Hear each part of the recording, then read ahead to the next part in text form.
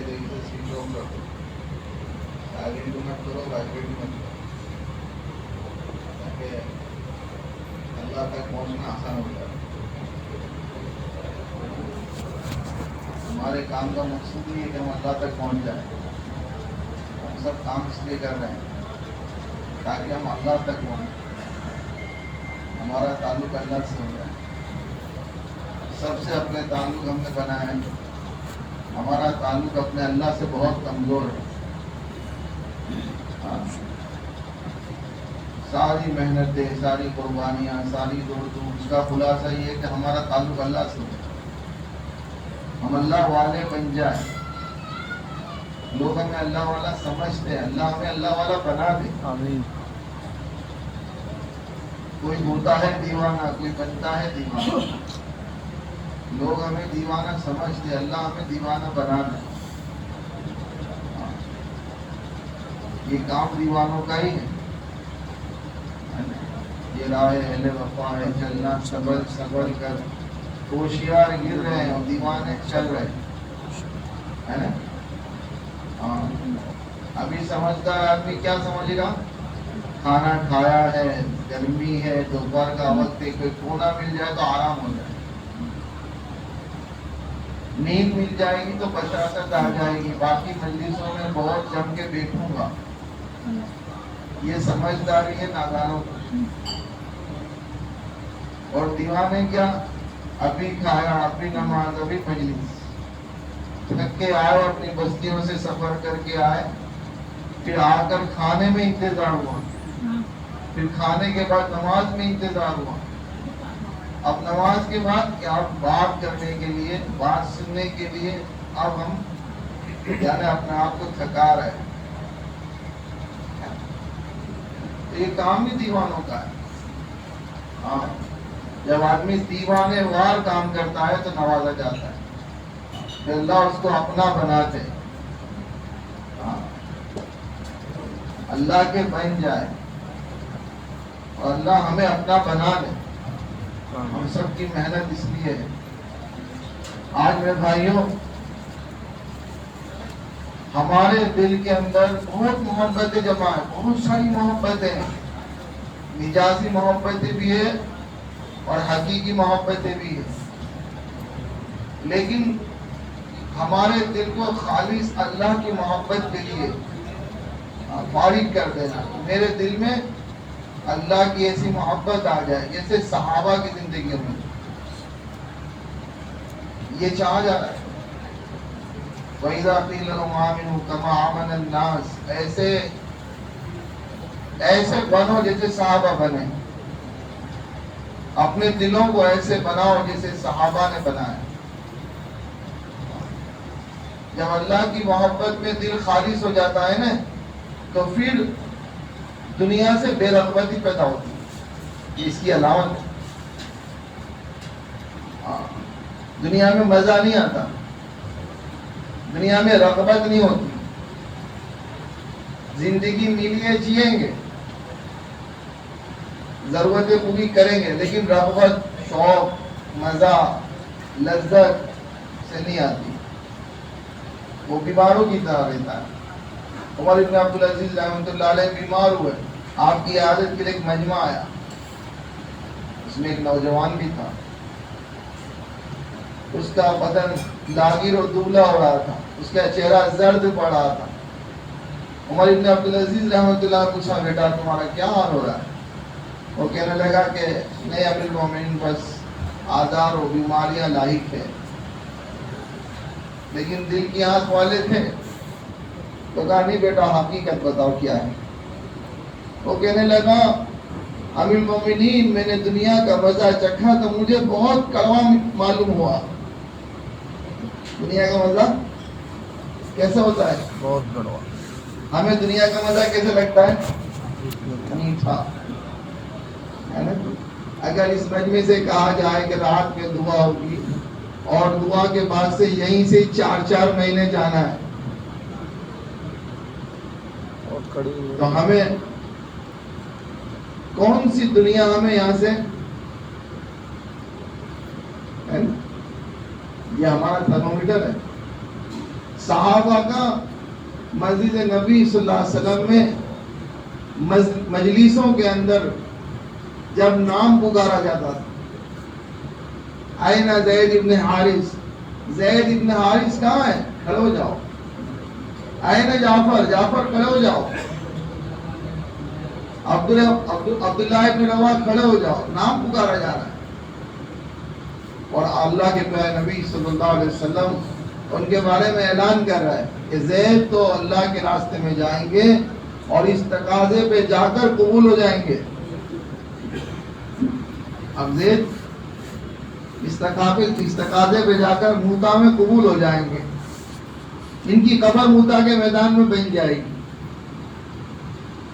اور پھر مسلمان اپنا ذمہ دار جعفر کو طے کریں گے اور جعفر بھی اللہ کے راستے میں جائیں گے اور جعفر بھی قبول ہو جائیں گے. اللہ اکبر. اور پھر تیسرا نام لیا عبداللہ ابن روا کا کہ عبداللہ ابن روا بھی اللہ کے راستے میں جعفر کے بعد مسلمانوں کے امیر ہوں گے اور وہ بھی اللہ کے راستے میں قبول ہو جائیں گے. پھر مسلمان اس وقت میں مشورے سے اپنا چوتھا امیر طے کرے گا. ایک یہودی بات سن رہا تھا، اس نے کہا کہ یہ تینوں مدینے میں ضرور واپس نہیں آئیں گے. لیکن آپ سیرت اٹھا کر دیکھیں کہ زید کی چھوٹی بچی ہے زینب، بڑی پیاری بچی. حضور کو جس سے محبت ہے تو باپ کو کتنی محبت ہوگی. جب مسجد نبی صلی اللہ علیہ وسلم میں آتی تو حضور صلی اللہ علیہ وسلم اسے لے کر منبر پر خطبہ دیتے ہوئے اپنی گود میں لیتے تھے. کتنی پیاری بچی ہوگی. لیکن حضرت زید رضی اللہ تعالیٰ عنہ کو اس بچی کی محبت اللہ کے راستے میں نکلنے سے مانے نہیں ہوئی. جعفر سن ہجری 6 میں مدینہ آئے ہیں اور 7 میں موتا ہوا ہے. 1 سال. اور کب سے گئے تھے جعفر؟ ہم تو کہتے ہیں نا ابھی میں چلا لگا کے آیا. ارے ابھی میں 3 روز لگا کے آیا ہے نا. اور آپ کے یہاں تو یہ رواج نہیں ہے. ابھی میں رمضان میں گیا تھا حیدرآباد، تو وہاں پر ایک ذمہ دار ساتھی بیرون کی تشکیل کے لیے تو 4-5 نام تھے تو لے کے گئے. تو ہم بات کرتے کرتے پوچھا آپ کا وقت کب لگا تھا؟ کہ پرسوں لگا تھا. اچھا ماشاء. دوسرے کو پوچھا آپ کا وقت کب لگا تھا؟ کہ پرسوں لگا تھا. تیسرے کو پوچھا آپ کا وقت کب لگا تھا؟ پرسوں لگا. میرے ریبر پہ ناراض ہوا. ان کا بیچارے پرسوں آئے نا، آپ ان کی تشکیل کرتے. ارے امیر صاحب ان سے پوچھو کون سے سال میں لگا. پوچھا تو کسی کا 10 سال پہلے، کسی کا 8 سال پہلے، کسی کا 15 سال پہلے. وہاں لمبے وقت کو پرسوں کہتے. 10 سال پہلے وقت لگا کے پرسوں جا کر آئے. آپ کے ایسا پرسوں تو نہیں ہے نا. حضرت جعفر مکہ سے حبشہ گئے تھے. ہم ہے نا فضائل کی تعلیم میں غور نہیں کرتے. اس لیے حضرت ابراہیم صاحب دیولہ دامت برکاتہ فرماتے ہیں، ابھی ملک کے پرانوں میں دہلی میں فرمایا، فیض الہی مشورہ تھا. آپ نے فرمایا ہر کام کرنے والا ساتھی فضائل کی تعلیم ایک تو اجتماعی ایک گھر کی، اور اس کو اپنی انفرادی مطالعے میں بھی لفظ ب لفظ پڑھے اور روزانہ پڑھے. اور حکایت صحابہ پر غور کریں. یہ کیا بات تھی کہ صحابہ نے صحابہ کو اللہ تعالیٰ نے قیامت تک کے آنے والے انسانوں کے لیے کیسے بن کر آؤ فَإِذَا قِيلَ لَهُمْ آمِنُوا كَمَا آمَنَ النَّاسُ، کیسے بنایا صحابہ نے اپنے آپ. ان کے دل کیسے تھے، دل کیسے بنایا.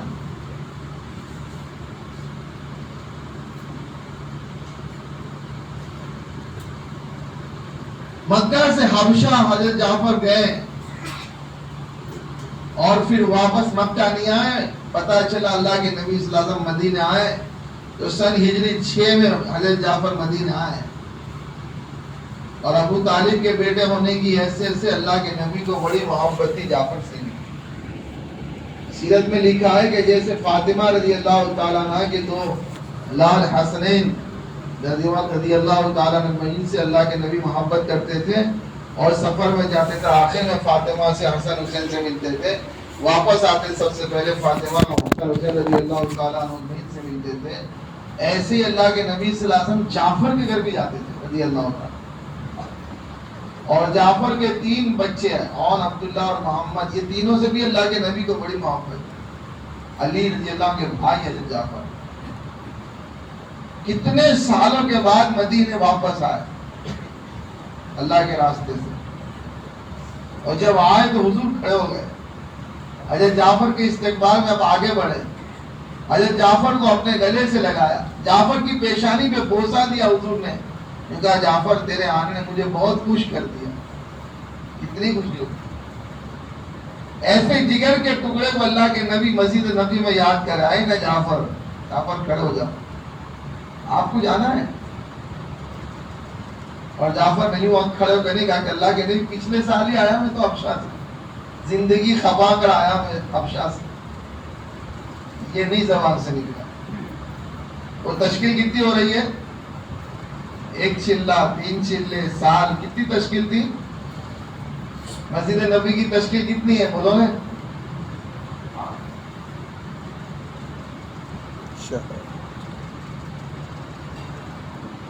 ان کے دل میرے بھائی ایسے بنے، دنیا کی رغبت ان کے دلوں سے نکل گئی. عبداللہ ابن روا کا نام لیا تو کون ہے عبداللہ ابن روا؟ ہمارے اس مجمع میں کس کی 3 بیویاں ہیں؟ ذرا ہاتھ اٹھاؤ. اور تینوں 3 حیات. اور غریب نہیں تھا، بڑا تاجر تھا. عبداللہ ابن روا رضی اللہ تعالیٰ عنہ مدینے کے بڑے تاجر ہیں. 3 بیویوں کا شوہر ہے. اور حضور کہہ رہے عبداللہ تمہیں جانا ہے. اس نے سیرت میں لکھا ہے صحابہ جب گھر سے چلتے تھے، مسجد نبی صلی اللہ علیہ وسلم سے جب اذان ہوتی تھی اور جب گھر سے چلتے تھے عورتیں پوچھتی کہاں جا رہے ہیں؟ اللہ کے نبی کی مسجد میں جا رہے ہیں. نماز پڑھیں گے حضور کے پیچھے، حضور مجلس لگائیں گے، اس مجلس میں شریک ہوں گے، وہاں سے تشکیل ہوگی تو اللہ کے راستے میں جائیں گے. زندگی واپس اگر باقی رہی تو آئیں گے، زندگی باقی رہی تو واپس آئیں گے. اور اگر زندگی پوری ہو گئی تو پھر ہماری ملاقات مدینے میں نہیں ہوگی. تو عورتیں پوچھتی پھر کہاں ہوگی؟ کہ حوض کوثر پر نبی کے سامنے ہم نے محشر میں آ کر ملاقات کر لینا. گویا صحابہ اذان کے بعد مسجدوں کو جاتے تھے تو میرے بھائیوں زندگیوں سے فارغ ہو کر جاتے تھے. ہم اجتماع میں بھی آئے تو اپنی عورتوں کو کہہ کر رات میں آ جاؤں گا. اور برابر سنا نہیں ہوگا تو 3 مرتبہ کیا سنتی ہے؟ میں رات میں آ جاؤں گا. کبھی ایسا کوئی کہہ دیتا ہے کہ دیکھ میں اجتماع میں جا رہا ہوں. اور کبھی ہو سکتا ہے کہ اجتماع میں کوئی تقاضے ہوں گے، امت کے حالات سامنے آئیں گے، کوئی کارگزاری ایسی ہوگی، اور اگر جی نے میرا آ گیا تو ہو سکتا ہے میں اجتماعی جماعت میں چلا جاؤں. ایسا کوئی کہہ کر آیا؟ یہ جذبات ہمارے میرے بھائیوں بنا ہوئے ہیں. ہم اپنے جذبات بنا. یہ ہمارے بڑے اس وقت میں بڑے ہمارے بڑے ہم کہتے ہیں نا، ہمارے اکابر ہمارے بڑے یوں فرماتے ہیں. ہمارے یہ بڑے جو ہیں نا، یہ اجتماعوں میں آتے تھے نا تو ان کی وہاں سے تشکیل ہو جاتی تھی. ایک مرتبہ وہاں اسماعیل صاحب نے ہم کو سنایا کہ میں مدرسے سے فارغ ہو کر آیا اور پھر بعد میں کچھ مہینوں کے بعد نکاح ہو گیا. اور نکاح کے تو 2 مہینے ہوئے ہوں گے، 2 یا 2.5 مہینے، کہ میرے پاس میں جو ہے نا ذمہ دار ساتھی آئے، مولانا آپ کو چلہ لگا. تو نہیں شادی ہوئی تھی پھر بھی چلو چلہ ہی جانا ہے، جائیں گے. تو مولانا چلے کے لیے کہ چلہ لگا کے ابھی آخری دن باقی تھا اور ایک علاقے میں اجتماع تھا، وہاں پر مولانا عمر صاحب پالنپوری رحمۃ اللہ علیہ تشریف لائے تھے. مولانا نے میرے سے ملاقات کی، کہا اسماعیل کیا حال ہے؟ کہ بس مولانا چلہ پورا ہو رہا ہے. تو بولے تمہیں ہمیں مل کے جانا ہے. اچھا ٹھیک ہے. اجتماع سے جماعت میں نہیں، اور جماعت کا ذمہ دار کے لیے رات میں یہ احباب مشورہ کر رہے تھے، کوئی چلانے والا نہیں، کوئی چلانے. مولانا عمر صاحب پالنپوری رحمۃ اللہ کو یاد آ گیا کہ اسماعیل گودرا بھی ہے، مجھے بلایا فجر میں کہ اسماعیل یہاں کہ وہ جماعت جا رہی ہے، اس کے ساتھی ماشاءاللہ تیار ہے، ذمہ دار نہیں ہے، تو تمہیں وہ جماعت لے کے جانا ہے. کس کے لیے آئے تھے؟ چلے کے لیے. دوسرے چلے کی تشکیل ہو گئی، گھر میں نئی دلہن ہے. پھر چلا پورا کر کے آیا تو اس وقت کے اندر بڑوں کے پاس کارگزاری سنانے جاتے تھے. وہاں گئے تو پھر مولانا ملے. مولانا ماشاءاللہ بہت خوش ہو گئے، کارگزاری سنی. پھر وہاں پر ایک بیرون کی عربوں کی جماعت تھی، اس کا لے کے چلنے والے کا مسئلہ تھا. عالم ہونے کی حیثیت سے عربی کی ضرورت تھی. بڑوں نے فیصلہ کر دیا کہ مولوی اسماعیل کو جانا ہے. تیسرا چیز میں آپ کو اس لیے سناتا ہوں کہ ہم اپنے بڑوں کی افطاری دیکھتے ہیں، اپنے بڑوں کے دسترخوان دیکھتے ہیں. ہم نے اپنے بڑوں کا روزہ نہیں دیکھا. ہاں، روزے کے بعد افطاری ہوتی ہے. بغیر روزے کے شربت پیے تو کیا لذت آئے گی، لیکن روزے میں شربت پیتے تو کیا لذت آئے گی؟ آپ بتاؤ. سب روزہ رکھتے ہیں ماشاءاللہ. افطاری کی لذت کھانوں کی ہوتی ہے، کھانوں کی نہیں ہوتی، وہ تو روزے کی لذت ہوتی ہے. ہاں، بڑوں کا روزہ نہیں دیکھا ہم. پھر مولانا 3 چلے لگا کے شاید بمبئی میں تھے کہ وہاں پر تشکیل ہو گئی مولانا کی بیرون جانے. آپ کو یہ جماعت لے کے بیرون جانا ہے 4 مہینے کے لیے. تو مولانا وہیں سے بیرون جماعت لے کے 4 مہینے کے لیے کہنے لگے کہ عرب کے علاقے میں وقت لگا رہے تھے، غالباً یمن یا مصر میں بتایا تھا مولانا. وہاں ہمارے بڑوں کا سفر تھا، وہاں ملاقات ہو گئی. 4 مہینے کی جماعت ماشاءاللہ ہندوستان کی بہترین کام کیا. ہمارے بڑے وہاں سے سفر کرتے ہوئے حج میں جا رہے تھے. مولانا کو دیکھا کہ مولانا اسماعیل صاحب کو، تو مولانا کہنے لگے، ایک ساتھی کا نام لیا میرے ساتھ کہ آپ اور آپ دونوں کو حج میں آنا ہے. ارے حج میں کیسے آئیں؟ بس طے ہو گیا مشورہ، آپ کو حج میں آنا ہے. حج میں پہنچے، حاجی میں محنت کی، پھر واپسی کا اجازت مانگی کہ نہیں آپ کو ساحل العاج جانا ہے، آئیوری کوسٹ افریقہ جانا ہے. وہاں سے وقت لگا کے جب دہلی پہنچے تو مولانا اسماعیل صاحب کہنا اب تو مولانا عمر صاحب سے کہہ دوں گا کہ مولانا آپ کوئی تقاضا نہیں ہے، تو گھر کا تقاضا ہے. تو کہا میں اپنے 2 جوڑی کپڑے تھے اس کو دہلی میں مرکز میں دھوئے اور پھر اس کو میں نے سکھانے کا انتظار کیا. پھر وہ گیلے گیلے کپڑے تھے، ہم نے مولانا عمر صاحب کے پاس ملنے کے لیے گیا کہ مولانا عید ہے. تو مولانا کہا ٹھیک ہے کوئی بات نہیں، کل چلے جانا، فجر میں مشورہ ہوگا اس کے بعد طے کر لیں گے. کہنے لگے فجر میں مشورے کا انتظار کر رہا تھا. مولانا کے پاس پہنچا، مشورے میں مولانا نے کہا کہ بھائی ہمارا ایک عالم ہے ماشاءاللہ اندرون بیرون میں وقت لگا کے آیا، یہ جماعت اچھی طرح چلا لیں گے، اس کا رخ گجرات کا بنا دو. تو ایک جماعت تھی بیرون کی، افریقہ کے علماء تھے، تو ان کے ساتھ انہیں بھیج دیا مجھے گجرات کے رخ کے اوپر کہ ان کا چلہ پورا ہو جائے تو پھر گھر چلے جانا. دہلی سے سورت کا رخ تھا تو گاڑی گودھرا سے نکلی، چائے بیچنے والا گودھرا والا اس نے مولانا کو دیکھ لیا. اور وہاں اس زمانے میں تو نہ فون تھے نہ خطوط بھی مہینوں میں 2 مہینوں میں پہنچتے تھے. تو چائے والے نے دیکھا برابر مولانا ہی ہمارے مولوی اسماعیل صاحب ہی ہے. تو کہا ٹھیک ہے میرے والد صاحب کو کہنا میں خیریت سے ہوں، ابھی میں جماعت لے کے جا رہا ہوں سورت انشاءاللہ چلے کے بعد. تو ان کے والد کو پتہ چلا تو وہ گودھرا سے سورت مولانا کو بلانے کے لیے آ گئے. تو فضل کریم صاحب رحمۃ اللہ علیہ حیات تھے، سورت میں جوڑ تھا اور فضل بھائی کی بات تھی. اسی دن مولانا کے والد صاحب پہنچے تو مولانا فضل بھائی کو دیکھ رہے تھے. فضل بھائی بھی سمجھ گئے کہ والد صاحب کو دیکھ کر ان کے والد صاحب بہت غصے میں آئے تھے. فضل بھائی نے ان کے والد صاحب کو کہا تم بھی چلہ لگا دو مولانا کے ساتھ. تو وہ کہنے لگے میں تو بیٹے کو لینے آیا تھا، میری بھی تشکیل ہو گئی، جیسے ویسے جان چھڑا. میں نے کہا ٹھیک ہے میرے بیٹے کو چلے کے بعد بھیجتے ہیں. مولانا کہنے لگے ایک چلے کے لیے نکلا تھا، 15 مہینے کے بعد گھر پہنچا.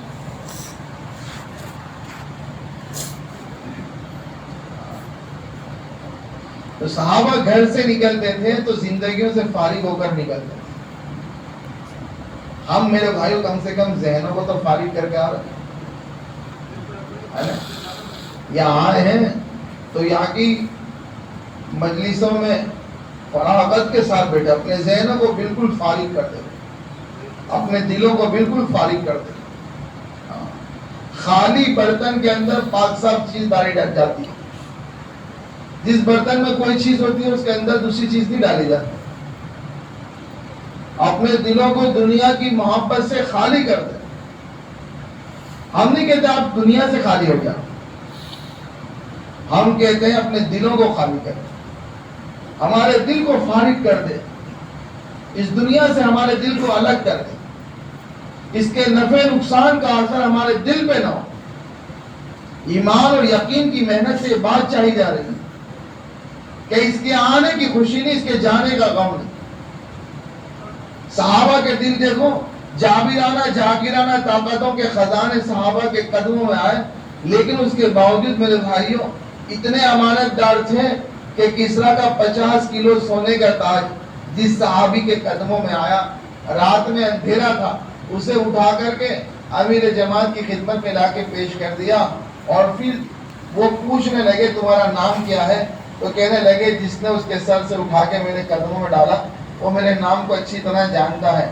تھوڑی دور جا کر کہا 3 دن کا بھوکا ہوں، اگر دل میں اللہ کا خوف نہیں ہوتا تو یہ تاج تم تک نہیں آتا. 3 دن کا بھوکا امانت دار تھا. کیوں؟ دل دنیا کی محبت سے خالی ہو چکے تھے. اس کے آنے کا کوئی اثر نہیں، اس کے جانے کا کوئی غم نہیں. اس کا مال پیروں میں آنے والی مٹی سب ان کے لیے برابر تھی. آج میرے بھائیوں مال آنے کی امیدوں پر ہماری نمازیں خراب ہو جاتی ہے. کسی نے ہمیں نماز سے پہلے چلتے چلتے کوئی کاروبار سنایا، یہ کاروبار بہت اچھا ہے، اس میں تھوڑا انویسٹمنٹ کریں گے بہت پروفٹ ہے، یوں ہے وہ ہے یہ ہے وہ ہے. بس وہ آدھا پونا گھنٹہ وہ باتیں ہوئی اور اتنے میں ہم اذان کے بعد مسجد کی طرف آئے تو وضو کرتے ہوئے وہ خیال، استنجا کرتے ہوئے خیال، پھر وضو کرتے ہوئے خیال، مسواک کرتے ہوئے خیال، سنت پڑھتے ہوئے خیال، فرض پڑھتے ہوئے خیال. امام صاحب نے سلام پھیرا تو پتا چلا کہ نماز میں تھا، باقی اس کے سارے خیالات. لاکھ لگاؤں گا تو 50 ملیں گے، 1.5 ہوں گے، پھر 1.5 لگاؤں گا تو 3 ہوں گے، پھر 3 لگاؤں گا تو 6 ہوں گے، پھر 6 لگاؤں گا تو 12 ہوں گے، پھر 12 کا یوں کروں گا، پھر مکان ایسے بناؤں گا، پھر ایسی 4 ویلر لاؤں گا، ایسا کروں گا. یہ سارے پورے پلاننگ چل رہے ہماری نماز میں. ابھی تو آئے نہیں ہے وہ، اس کے آنے کی امید پر. اس نے میرے بھائیوں اللہ تعالیٰ نے ہمیں تمہیں ایک محنت تربیت کی عطا فرمائی. یہ تربیت کی محنت، اس محنت سے اپنے دلوں کی تربیت کرنا ہے. اس لیے کہ اللہ کے یہاں جو مطالبہ ہے وہ دل کا ہے. چہروں کو صورتوں کو اللہ نہیں دیکھتے، اللہ تو دلوں کو دیکھتے. افلا یعلم اذا حصل ما فی القبور وحصل ما فی الصدور. اس پر فیصلہ ہے 250 گرام، اس دل پر فیصلہ ہے اللہ. اس میں کیا لے کر آئے، کس کی محبت لے کر آئے، کون سے دین پہ چل کے آئے، کون سا طریقہ پسند تھا.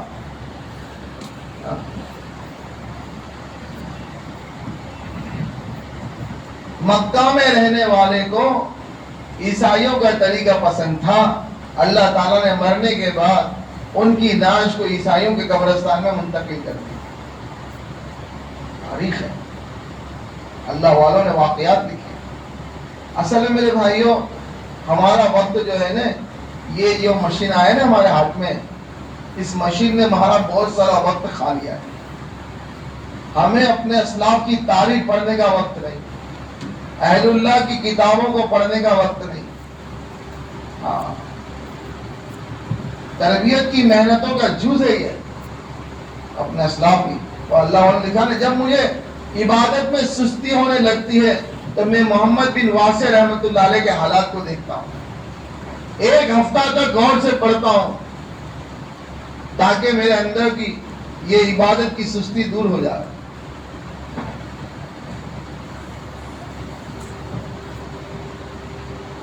کتاب میں لکھا ہے مکہ میں رہنے والے ایمان والا انتقال کے بعد مکے کے قبرستان میں دفن ہوئے جنت المعلا میں.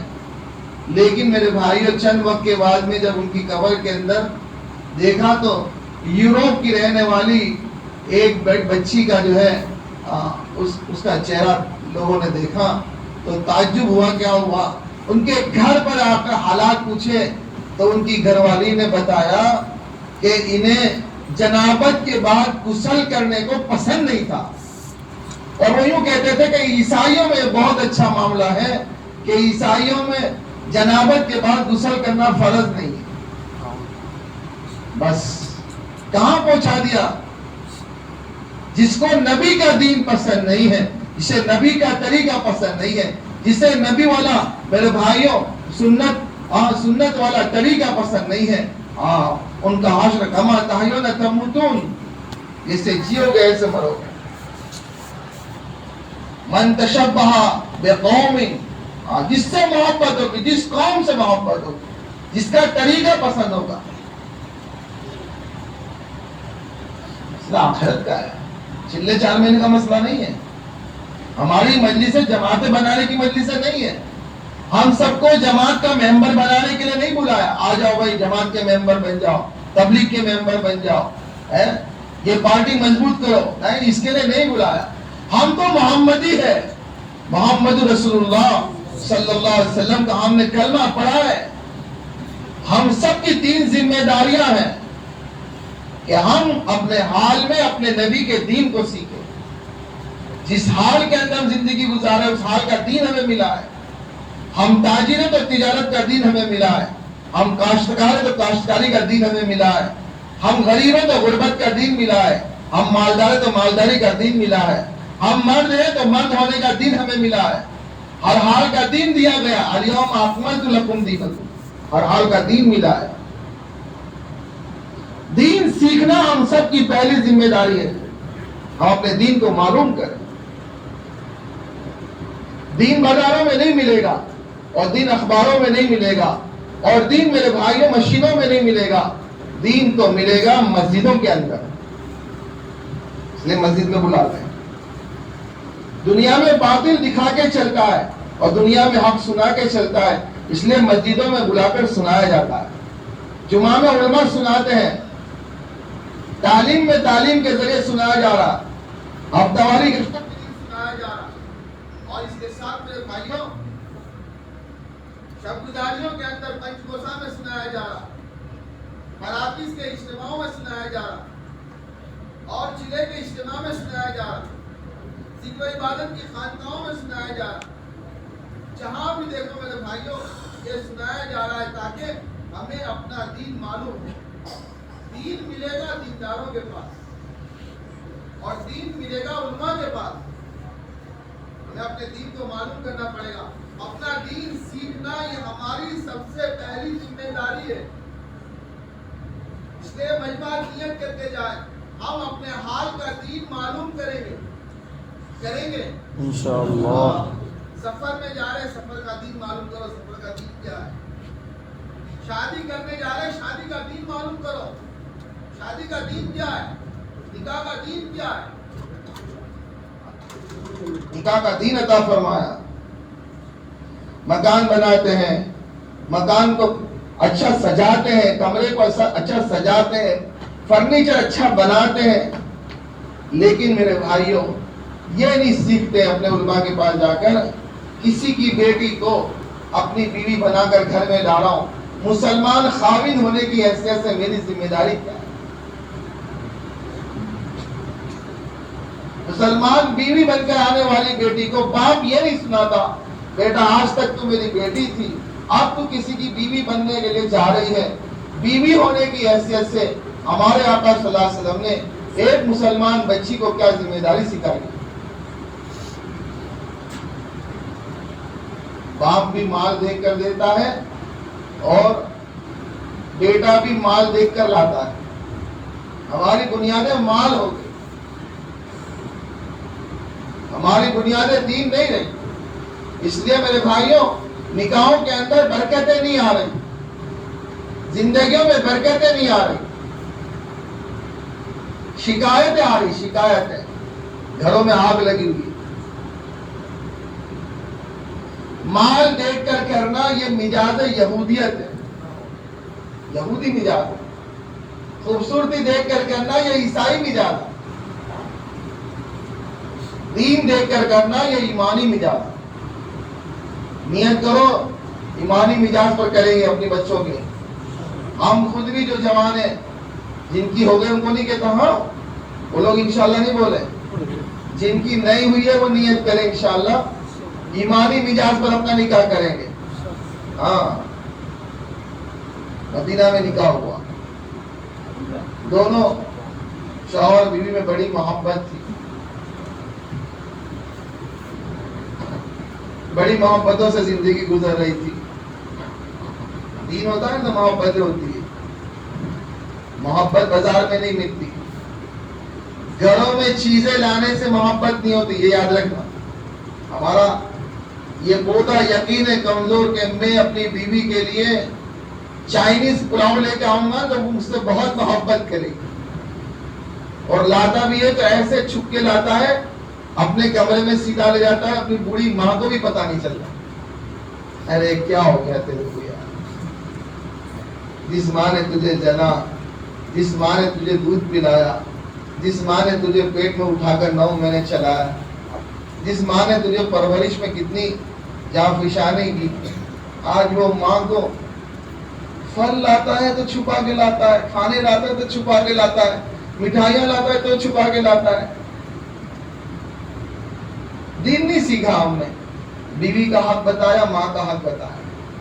بیوی کی محبت میں اندھا ہو گیا، اور بعضی لوگ ماں کی محبت میں اندھے ہو گئے. بیوی کو بیوی کا حق دو، ماں کو ماں کا حق دو. زندگی سیکھنا ہے. تو نکاح ہونے کے بعد میں بڑی محبت ہے، مدینے پاک میں آپس میں بڑی محبت ہے. ایک دن شوہر نے اپنی بیوی سے کہا کہ مجھے پانی پینا ہے، تو بیوی پانی لے کر آئی. شوہر بڑے خوش تھے، کیوں کیا مانگتی ہے، جو مانگے گی وہ دے دوں گا. تو اس خاتون نے، اس بچی نے کہا مجھے طلاق چاہیے. طلاق مانگی اس نے، یہ جدائی اختیار کرا. اس کو بڑا تعجب ہوا شوہر کو کہ کیا بات ہے اللہ کی بندی، مجھ سے کوئی شکایت ہے، کوئی تکلیف ہے، کوئی پریشانی ہے؟ کہ نہیں، آپ نے کہا نا کہ جو مانگے گی وہ دے دوں گا، مجھے طلاق چاہیے، آپ طلاق دے. بولے ٹھیک ہے انشاءاللہ تھوڑا صبر کر لو، ہم صبح جائیں گے مسجد نبوی میں اور جا کر کے اللہ کے نبی صلی اللہ علیہ وسلم سے مشورہ کر لیں.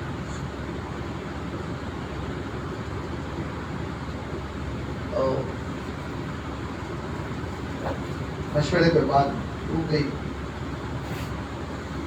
دوسرے روز مسجد کی طرف جا رہے تھے، شوہر کو ٹھوکر لگی، پیر میں چوٹ آئی، بیوی بھی ساتھ تھی. اپنی چادر میں سے اس نے کونا پھاڑا اور اپنے شوہر کی پٹی لگائی، اس نے پیر میں جہاں زخم آیا تھا، اور چلتے ہوئے کہا کہ اب مشورہ نہیں کرنا ہے طلاق کا، ہم صرف شرکت کر کے آ جائیں. واپس گھر آئے تو شوہر نے پوچھا کہ کیا بات ہے، کل تو طلاق مانگ رہی تھی اور پھر ابھی منع کر رہی ہے، یہ ماجرا کیا ہے؟ وہ بچی کہنے لگی اصل میں دیکھ رہی تھی کئی دن سے آپ کے گھر میں کوئی حالات نہیں ہے، آپ کے گھر میں کوئی پریشانی نہیں ہے، آپ کے گھر میں ایک وقت کا فاقہ نہیں آیا، اور آپ کے گھر میں کوئی بیماری نہیں آئی. تو میں یہ سوچ رہی تھی کہ حالات اور پریشانی، بیماریاں اور فاقے تو مومن کے گھر آتے ہیں، کہیں میرا نکاح منافق سے تو نہیں ہو گیا.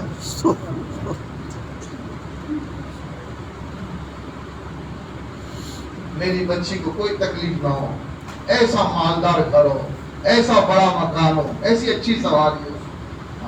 یہ بنیادیں نہیں ہے مومنوں کی. کتنی محنت ہوئی ہوگی اور گھروں کی تعلیم کا کیا معیار ہوگا میرے بھائیوں. ایک بچی نکاح کے بعد میں خوشگوار زندگی میں یہ سوچ رہی ہے کہ کہیں میرا نکاح منافق سے تو نہیں ہو گیا. اس کے یہاں تو کوئی تکلیف ہی نہیں ہے، کوئی بیماری نہیں، کوئی پریشانی نہیں، کوئی فاقہ نہیں، کوئی مصیبت نہیں. یہ فاقے تو مومنوں کے یہاں آتے ہیں اور جو پریشانیاں تو مومنوں کے یہاں آتی ہے. کہ میرا نکاح منافق سے تو نہیں ہو گیا اور میں اس کے ساتھ ساتھ میری بھی آخرت کا مسئلہ نہ ہو جائے. اس لیے وہ کہہ رہی ہے کہ میں اس لیے دیکھ رہی تھی کہ آپ کے یہاں تو راحت ہی راحت ہے، پریشانی تو نہیں، اس لیے میں آپ سے جدائی اختیار کرنا چاہتی تھی. لیکن جب آپ گھر سے چلے اور آپ کے پیر میں چوٹ آئی اور ایک مصیبت آئی تو میرے دل کو اطمینان ہو گیا کہ میرا شوہر منافق نہیں مومن ہے، اس لیے طلاق نہیں چاہیے. ایمان یہ گھر کی تعلیم ہے نا میرے بھائیوں، یہ رسمی تعلیم نہیں ہے. ہاں برکتن نہیں ہے، برکتن برکت کے لیے تعلیم نہیں کرنی ہے. بڑے بھوک لگی تھی، واپس گھر آئے تھے، بیوی کھانا گرم کر رہی تھی، بچی کو ہم نے کہہ دیا، بچے کو کہہ دیا بیٹا تھوڑا تعلیم کر لو. بچہ بیچارہ اٹکتا ہوا رکتا ہوا پڑھتا رہا. ایک حدیث پڑھی، اندر سے بیوی نے کچن میں سے آواز دی کھانا گرم ہو گیا. بچے کو بس بس بیٹا بس بند کر دو. یہ تعلیم ہمارے گھر کبھی نہیں. دین کا کام کبھی دنیا کی رعایت کے ساتھ نہیں ہوتا. دین کا کام تو قربانی سے ہوتا ہے. اس لیے حضرت مولانا ابراہیم صاحب دیولہ دعوت برکاتہ فرماتے ہیں ہمارا کام قربانی کا ہے، چالاکی کا نہیں ہے. یہ چالاکیوں کا کام نہیں ہے، تو قربانیوں کا کام ہے. اور یہ جان بچانے کا نہیں ہے، جان کھپانے کا ہے. گھر کی تعلیم دنیا کی رعایت کے ساتھ ہوگی، قیامت تک ہوگی. گھر کا باطل نہیں ٹوٹے گا. گھر کا باطل تو جب ٹوٹے گا جب گھر کی تعلیم قربانی کے ساتھ ہو. بھوک لگی ہے، اپنی بیوی سے بھی کہو کہ ابھی کھانا نہیں کھانا، پہلے ہم تعلیم کریں گے. وقت طے ہو، جگہ طے ہو، پاک صاف کپڑا بچھایا جائے، اس کو عمل بناؤ. ہمارے بڑے کہتے ہیں گھر کی تعلیم کو عمل ہے، اس کو عمل بناؤ. ہم نے اس کو رسم بنایا ہے. اور مولانا ابراہیم صاحب فرماتے جب کوئی کام رسم میں آتا ہے تو وہ بے جان ہو جاتا ہے، اس کی حقیقت ختم ہو جاتی ہے. اور گھر کی تعلیم میرے بھائیوں، اس میں یہ جو 7 کتابیں ہیں، حکایت صحابہ، فضائل نماز، فضائل ذکر، فضائل قرآن، فضائل تبلیغ، موجودہ فصلی کا واحد علاج، فضائل صدقات، فضائل رمضان اور حج موسم کے. میرے بھائیوں یہ کتابوں کے اندر سے روزانہ تھوڑا تھوڑا پڑھنا ہے. فضائل نماز پڑھی تو 3 مہینے تک فضائل نماز پڑھ رہے، فضائل ذکر پڑھا 4 مہینے تک فضائل ذکر پڑھا جا. یہ ترتیب نہیں ہے. گھر کی تعلیم کی ترتیب اپنے بڑوں سے سیکھیں. جماعتوں میں جاتے ہیں اس وقت سیکھ کر آئے. اپنے گھر والوں کو تعلیم کی ترتیب سکھائیں. آنے والی مستورات کی جماعتوں کو اپنے گھروں میں ٹھہرائیں اور اپنی عورتوں سے کہیں کہ آنے والی مستورات کی جماعت سے گھر کی تعلیم کی ترتیب سیکھے. صحابہ کا یقین، صحابہ کا ایمان، صحابہ کی نمازیں، صحابہ کا دین سیکھنے کا ذوق شوق، صحابہ کا اللہ سے تعلق، اللہ کا خوف، صحابہ کے اخلاق، احسان ہمدردی کے جذبے، صحابہ کی عورتوں کے بچوں کے دین سیکھنے کے جذبے، اور صحابہ کی نیتیں اور صحابہ کے جان مال لگانے کے جذبے. ایک ایک بات اندر ہے میرے بھائیوں. اور یہ چاہا جا رہا ہے کہ گھر کی تعلیم کے ذریعے سے ہمارے گھر کی بڑی عمر کی عورتیں اپنی زندگیوں کا آئیڈیا اور نمونہ ازواج مطہرات کو بنائیں، امہات المومنین کو اپنی زندگی کا آئیڈیا اور نمونہ بنائیں. یہ ماں خدیجہ رضی اللہ تعالیٰ عنہ اور ماں عائشہ رضی اللہ تعالیٰ عنہ کی زندگیوں کو اپنی زندگیوں کا آئیڈیا اور نمونہ بنا کے چلے. خدیجہ رضی اللہ تعالیٰ عنہ نے کیسے مال لگایا اللہ کے نبی کے دین پر اور کتنا ساتھ دیا اللہ کے نبی صلی اللہ علیہ وسلم. ہمارے گھر کی عورتیں ازواج مطہرات کو اپنی زندگی کا آئیڈیا اور نمونہ بنائیں. اور ہماری جوان بچیاں بناتے طاہرات کو، پیارے نبی صلی اللہ علیہ وسلم کی بیٹیوں کو اپنی زندگی کا آئیڈیل نمونہ بنائے۔ حضرت زینب رضی اللہ تعالیٰ نے کیسی قربانی دی، حضرت رقیہ رضی اللہ تعالیٰ عنہ نے کیسی، حضرت فاطمہ رضی اللہ تعالیٰ عنہ نے کیسی قربانیاں دی۔ ہماری بیٹیاں بناتے طاہرات کو نمونہ بنائے، اور ہمارے گھر کی عورتیں گھر کی تعلیم کے ذریعے سے دین کے اس معیار پہ آئے کہ یہ شادی بیاہوں کے موقع پر اور شامیانوں میں جب بھی جانے کا موقع آئے تو ہمارے گھر کی عورتیں 2 لقمے کے لیے اپنی حیا اور شرم کو نہ لٹاوے، بھوکی آ جائے وہ اپنی حیا کو نہ لٹائے۔ کیا کرے، وہاں سارے مرد تھے، مردی کھلا رہے تھے اور نقاب اٹھا کے کھانا۔ ارے میرے بھائیوں، ہم نے کبھی اپنے گھر کی تعلیم میں اپنی ذات کو شریک کیا؟ میرے بھائیوں، چلنے کے لیے جاتے 10 شادی پر محنت کرتے ہیں، 4 مہینے کے لیے جاتے 10 شادی پر محنت کرتے، علاقوں پر محنت کرتے، بستیوں پر محنت کرتے ہیں۔ ایک طبقہ ہمارے گھر میں ہے، ایک مجمع ہمارے گھر میں ہے، جن کی ذمہ داری ہمیں قرآن کے ذریعے سے جو سنائی گئی ہے، ان کی زندگی میں دین آنا یہ ہماری ذمہ داری ہے۔ یہ کوئی گھر کی تعلیم تبلیغ کا کورس نہیں ہے، یہ ذمہ داری ہماری کہ ہمارے اہل و عیال کو جہنم کی آگ سے بچائے، اچھا طریقہ تعلیم کرے، ان کی زندگی میں اعمال صالح آئے، ان کی زندگی میں آخرت کا یقین آئے، یہ ہماری ذمہ داری میرے بھائیوں۔ لیکن ہم سوچیں کہ جتنا میں چلے میں نکل کر اپنے ساتھی پر محنت کرتا ہوں اور 4 مہینے میں نکل کر میں علاقوں میں اور بستیوں میں محنت کرتا ہوں، کیا کبھی میرے گھر میں اپنے گھر کے بچیوں کو بٹھا کر، اپنی عورت کو بٹھا کر، اپنی ماں کو بٹھا کر میرے گھر کی تعلیم میں اتنی دلچسپی لی ہے؟ میں نے ابھی ان کو صحابہ کی قربانیاں سنائی۔ آج مسلمان تذکرے کرا، مسلمان بچیوں نے یہ قدم اٹھا لیا، مسلمان بچیوں نے یہ قدم اٹھا لیا۔ مسلمان بچیوں نے یہ قدم کیوں اٹھایا؟ مسلمان بچی کے پاس ایمان نہیں ہے، ایمان تو ہے لیکن اسے پتا نہیں کہ ایمان پر کیا ملے گا، اسے ایمان کے فضائل نہیں پتا، اسے کلمے کے فضائل نہیں پتا، اسے جنت کی زندگی کا اسے پتا نہیں ہے، اس نے جنت سنی ہے، جنت کیا ہے اسے پتا نہیں ہے۔ یہ سونے چاندی کی جنت کو نہیں جانتی، یہ تو مٹی کے مکانوں کو جانتی ہے۔ اس لیے اس نے ایمان کے مقابلے میں دنیا کے مٹی کے مکان کو پسند کر لیا، 2-4 دن کے کھانے کو پسند کر لیا، کینٹین اور کالج کے ہاسٹل اور کالج کے کینٹین کے اندر اس نے پڑھائے بچوں کے ساتھ تھوڑے سے بھجیا، تھوڑا سا پاپ اور تھوڑی سی پیپسی اور تھوڑی سی چائے پر اپنی ماں کو بیچ دیا۔ کیوں؟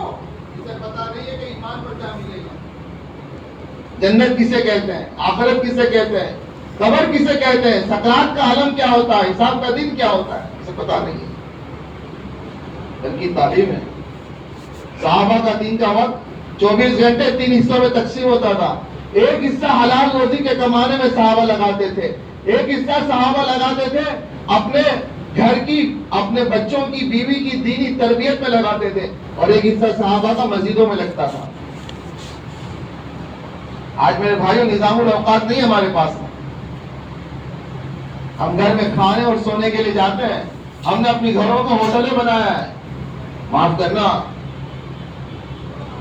ہوٹل میں آدمی کھانے جاتا ہے، سونے جاتا ہے، اتنے بجے جاتے ہیں کہ گھر میں بچے سو جاتے ہیں، ہم سوتے رہتے ہیں، بچے اٹھ کے مدرسے چلے جاتے ہیں، اسکول چلے جاتے ہیں۔ اللہ کے نبی صلی اللہ علیہ وسلم کی سیرت اٹھا کر دیکھو، حضور صلی اللہ علیہ وسلم عصر کے بعد اپنی بیویوں کے گھر جاتے تھے، باری الگ الگ ہوتی تھی رات کی، لیکن عصر کے بعد ہر بیوی کے گھر پہ ملاقات کے لیے جاتے تھے۔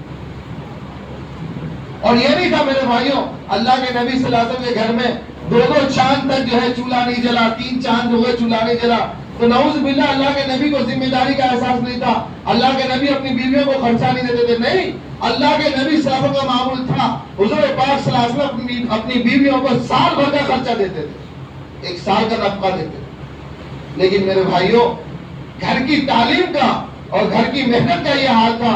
ہماری مائیں اللہ کے نبی صلی اللہ علیہ وسلم کی ازواج مطہرات آخرت کے بارے میں اتنا سنتی تھی اور دین کے تقاضے اتنے مقدم تھے ان کے آگے کہ وہ اپنے سال بھر کا خرچہ اللہ کے دین پہ ہی لٹا دیتی تھی، سال کا نفقہ اپنی آخرت کی تیاری میں لگا دیتی تھی۔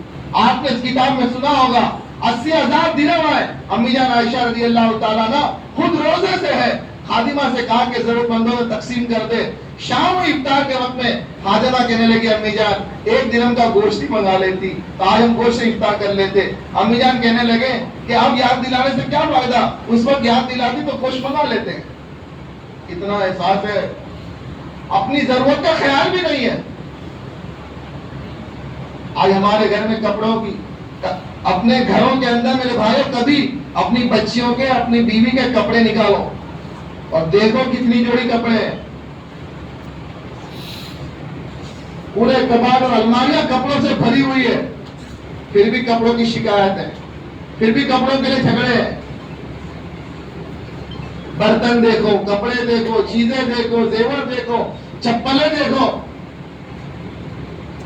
اپنے مکانوں میں کتنا مال لگ رہا ہے, اپنی سواریوں میں کتنا مال لگ رہا ہے, اپنی شادیوں میں کتنا مال لگ رہا ہے, اپنے کھانوں میں کتنا مال لگ رہا ہے. اپنے میرے بھائیوں اپنے اپنے اپنے اپنے کپڑوں میں کتنا مال لگ رہا. انسانی اہم ضرورتیں 5 علماء نے اور فقہاء نے لکھی ہے کہ کپڑا ہے انسان کی اہم ترین ضرورت ہے, کھانا انسان کی اہم ترین ضرورت ہے, مکان انسان کی اہم ترین ضرورت ہے, سواری انسان کی اہم ترین ضرورت ہے, شادی انسان کی اہم ترین ضرورت ہے. یہ 5 انسان کی اہم ترین ضرورتوں میں صحابہ نے ان ضرورتوں پہ اپنے مال کو کتنا لگایا. گھر کی تعلیم کے ذریعے سے ہمارا معیار نیچے آئے, یہ چاہا جا رہا ہے. آج میرے بھائیوں دین کے تقاضوں میں جو رکاوٹیں بنی گھر کی عورتیں, اور دین کے تقاضوں میں جو رکاوٹیں بنے ہمارے اخراجات, ہمارے خرچے, یہ دین کے تقاضوں کے پورا ہونے میں رکاوٹ بنے ہیں. اس لیے کہ ہم نے گھر کی تعلیم کو تعلیم نہیں بنائی ہے, اور مسجد کی تعلیم کو ہم نے عمل نہیں بنایا ہے. مسجد کی تعلیم کے ذریعے سے ہم اپنی زندگیوں کا آئیڈیل اور نمونہ حضرات صحابہ کو بنا ہے. عمر ابن خطاب, عثمان غنی, علی مرتضیٰ, صدیق اکبر, بلال حبشی, ابو ذر غفاری, یہ صحابہ میرے بھائیوں, عبد الرحمن بن عوف, عشر مبشرہ, سوالات صحابہ کی زندگیاں میرے بھائیوں اپنی زندگی کے لیے آئیڈیل نمونہ ہے. یہ تعلیم کے راستے سے ہم اپنی زندگی کا آئیڈیل نمونہ بنائیں. میں تاجر ہوں تو عبد الرحمن بن عوف کی طرح بنوں,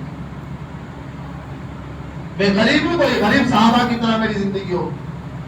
حاکموں کو دیکھو میرے بھائیوں, کرسی پر بیٹھ کر 22 لاکھ مربع میل تک اللہ کے دین کی بات کو پہنچانے والے حضرت عمر فاروق رضی اللہ تعالیٰ عنہ کی زندگی کا کیا معیار ہے. شرفاء صحابہ ہے عمر فاروق رضی اللہ تعالیٰ, آپ کی زندگی کو دیکھا. ایک ساتھی آپ کے ساتھ کھانے میں شریک ہوا, کھانا اتنا موٹا تھا کہ نگلا نہیں جا رہا ہے.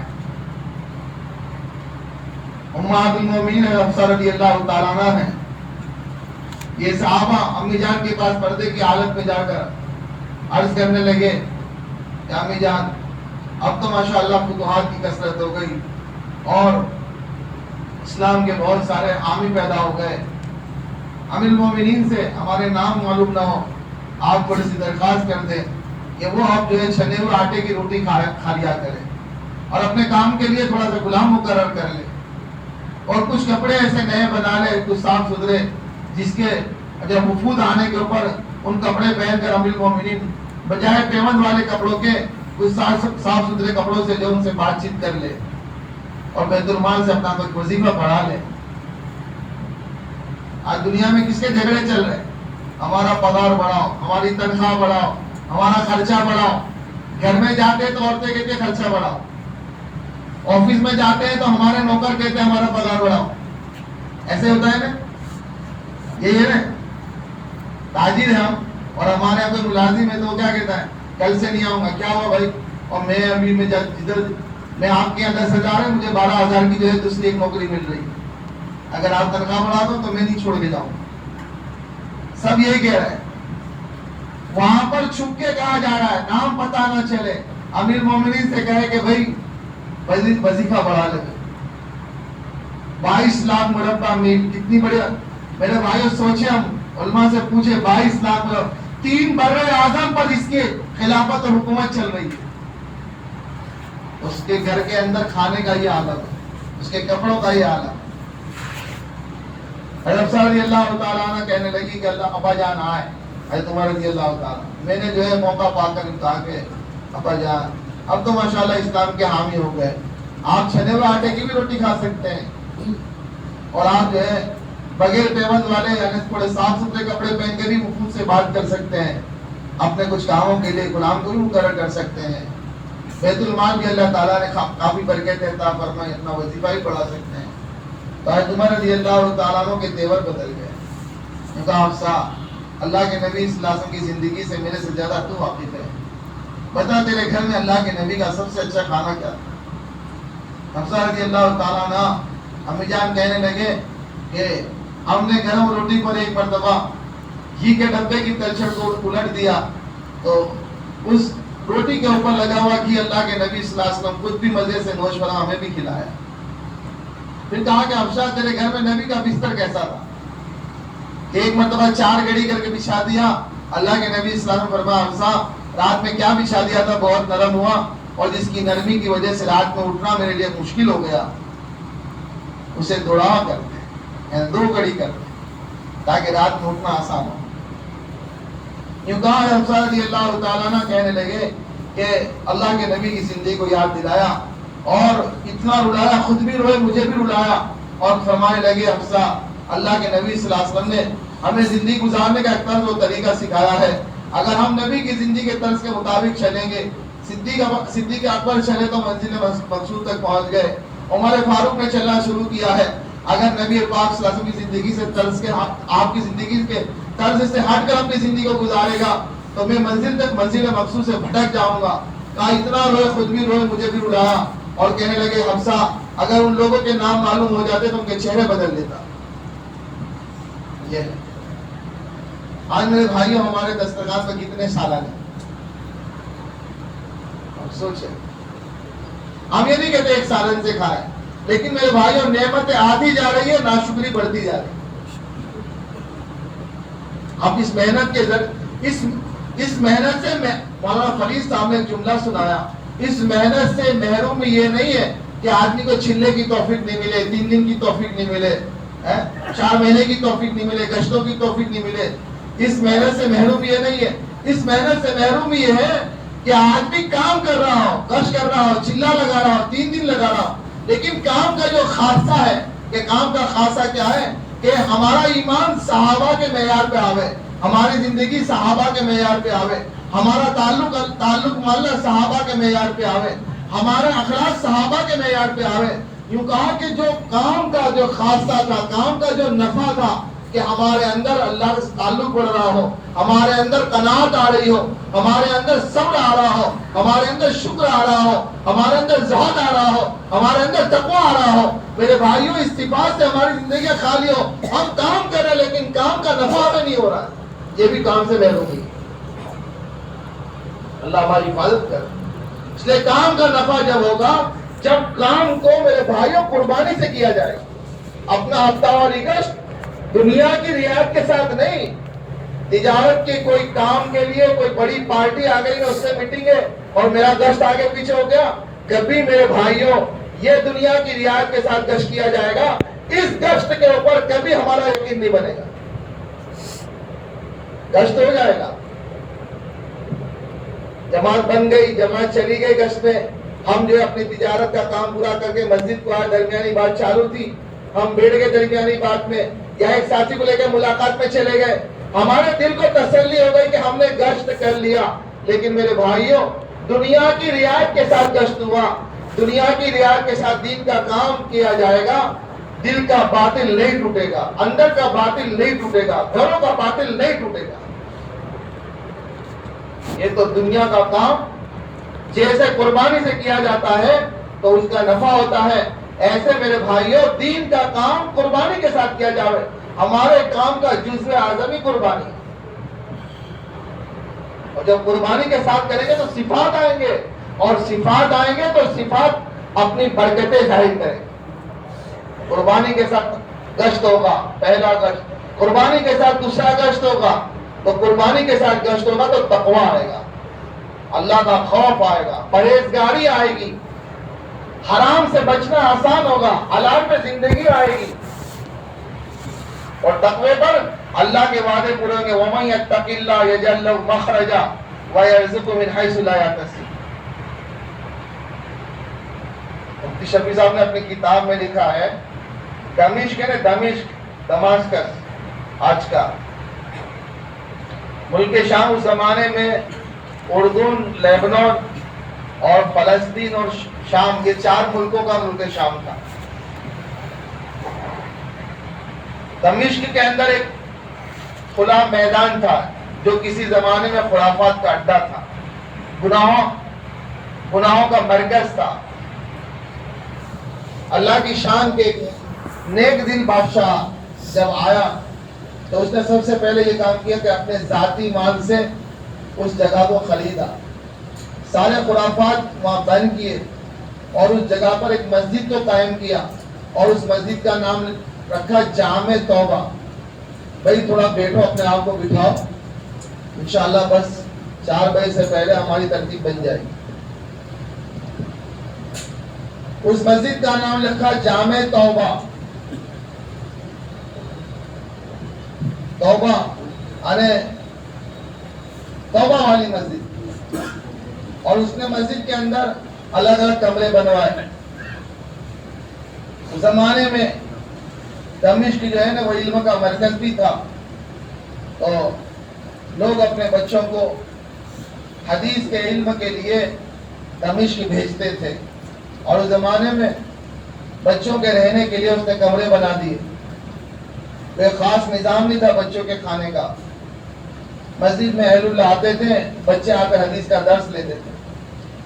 یہ جو ہمارے سامنے جو فضائل اعمال 84 کتابوں کا مجموعہ ہے، یہ بڑی قربانی کے ساتھ لکھی گئی ہے.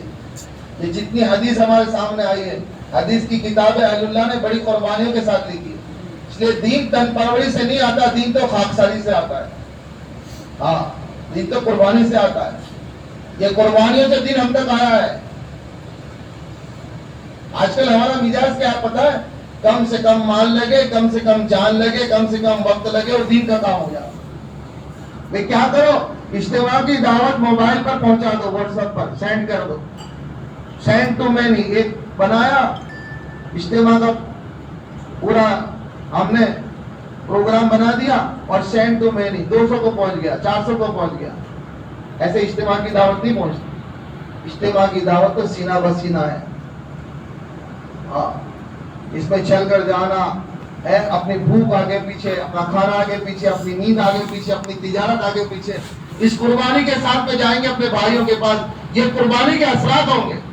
صحابہ فرماتے ہیں اللہ کے نبی صلی اللہ علیہ وسلم ہمارے پاس اتنی مرتبہ آتے تھے اور آقا صلی اللہ علیہ وسلم ایسی قربانیوں کے ساتھ آتے تھے کہ ہم نے اپنے آپ کو پہاڑ سے چھلانگ لگا کر مارنا پسند کر لیا تھا اور سمندروں کے اندر ڈوبنا پسند کر لیا تھا، جان دے دینا پسند کر لیا تھا.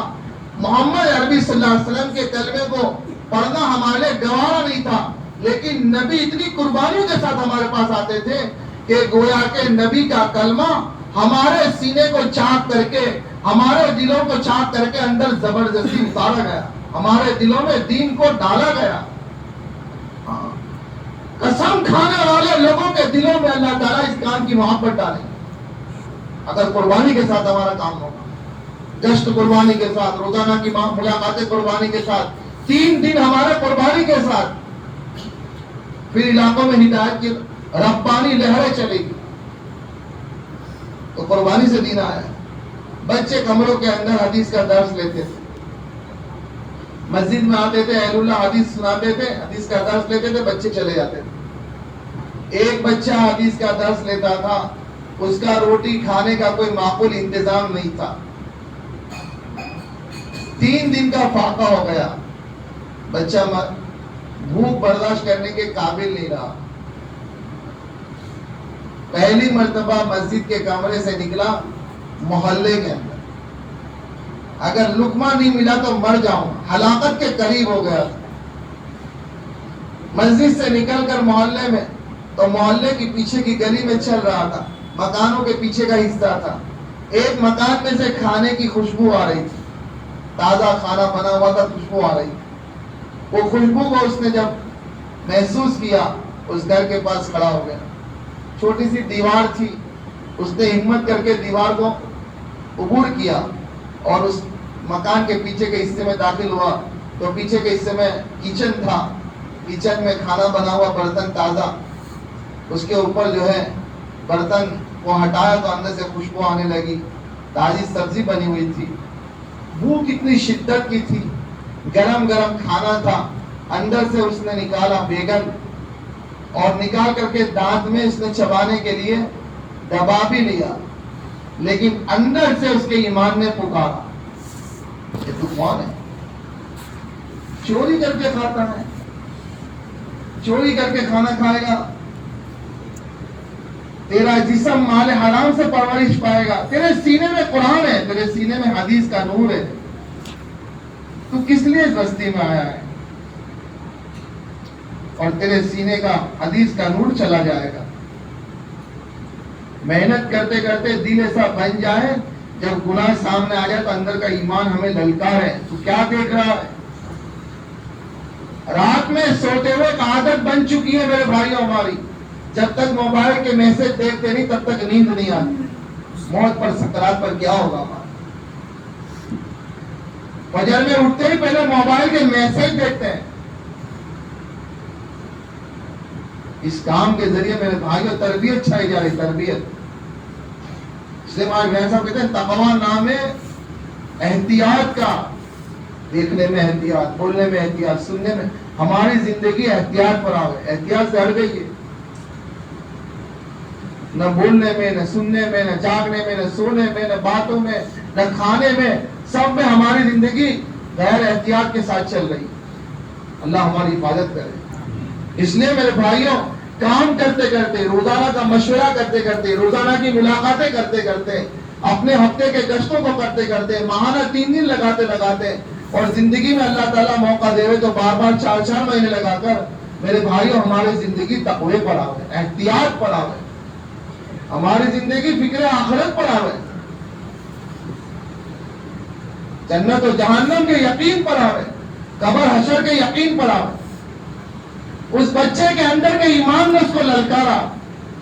بھوک بڑی شدت کی تھی, 2 دانت کے بیچ میں سبزی کو دبا بھی لیا, لیکن اندر کے ایمان نے اس کو للکارا, پکارا, آواز لگائی تو اس نے دانت کے بیچ میں سے اس سبزی کو لے کر کے واپس برتن میں ڈال دیا.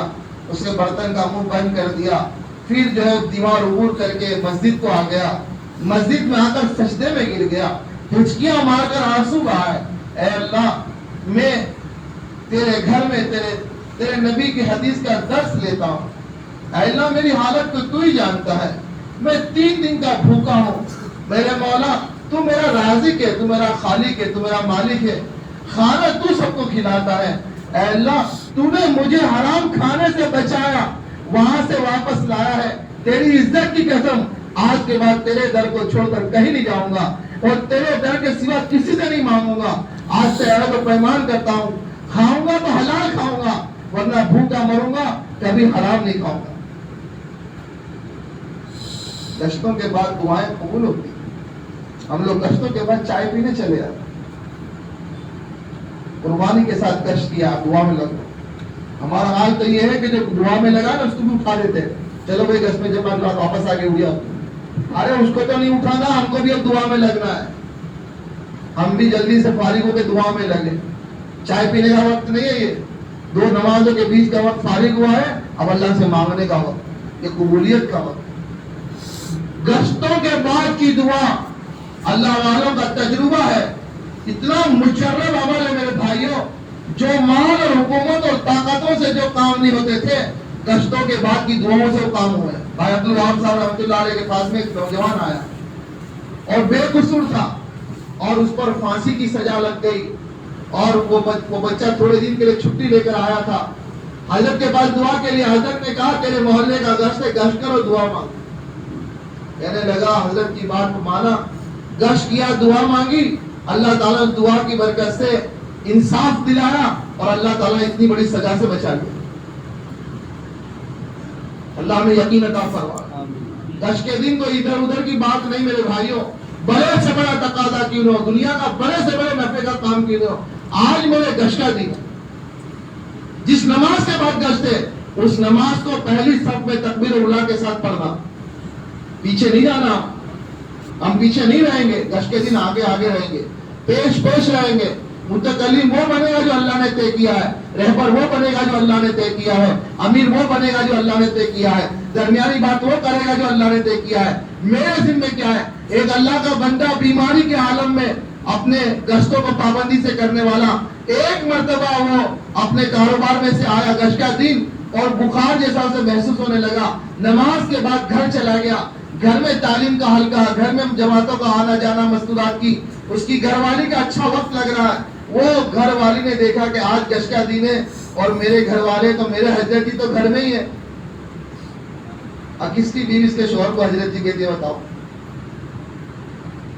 बात तो सब अमीर साहब करते हैं, बात तो सब हजरत जी हमको करते हैं, अपनी घरवाली हमको क्या कहती है?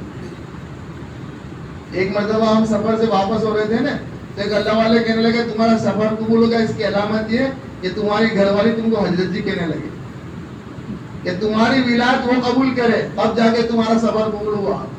हाँ, लोग तो सब बड़ा नेक समझते हैं, लेकिन वो जानती है।